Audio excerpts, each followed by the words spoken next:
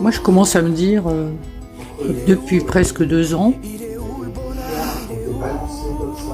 on est dans un cercle vicieux, dans une tornade, dans un cyclone, mais tout ça, c'est pour notre bien.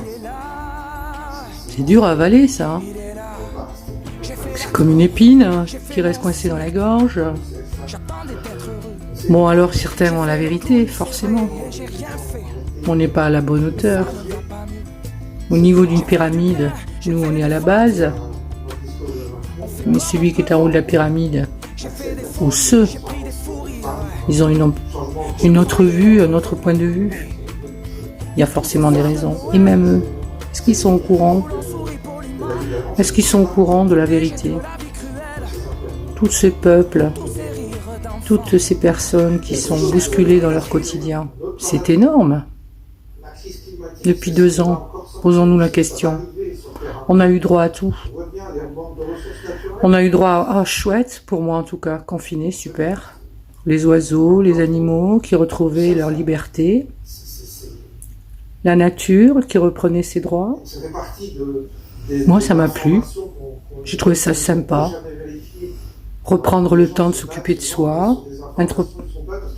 Introduire un petit peu des changements, des réflexions, se manifester pour soi-même. Est-ce que je vais bien? Est-ce que ce monde va bien? Alors le monde, bon d'accord, on est tous d'accord. Il y a quelque chose qui ne va pas. Alors on met tout sur les politiques, sur les scientifiques, sur les peurs. Alors ça, les peurs, ça y va, go, go, go, go, tout le monde a peur.